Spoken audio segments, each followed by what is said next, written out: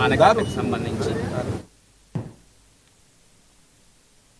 Boduppal municipal corporation పరిధిలోని రాజశేఖర్ కాలనీలో బంగారు మైసమ్మ దేవాలయ ప్రథమ వార్షికోత్సవం ఘనంగా జరిగింది.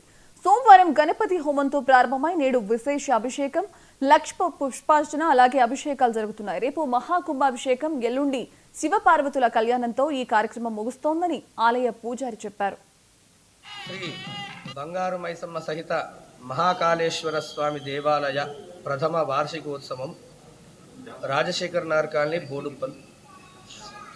ఈ యొక్క మొదటి వార్షికోత్సవము ఈ యొక్క దేవాలయం పునర్నిర్మాణించి సంవత్సరం అవుతున్న సందర్భంగా మొదటి వార్షికోత్సవం జరపడం జరుగుతుంది.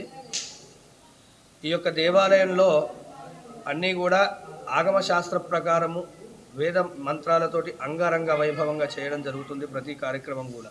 అలానే ఈ యొక్క వార్షికోత్సవం కూడా మొదలుగా ఈ యొక్క మొదటి రోజు ఈ రోజు కావున గణపతి పూజ పుణ్యాహవాచనంతో మొదలు పెట్టుకొని ప్రదోషకాలం వరకు కూడా చండీ యాగంతో పూర్తి చేసుకొని రేపు మంగళవారము ఉదయము అమ్మవారికి విశేష అభిషేకము, లక్ష పుష్పార్చన, స్త్రీమూర్తులతో కలిపి లక్ష పుష్పార్చన చేయడం జరుగుతుంది.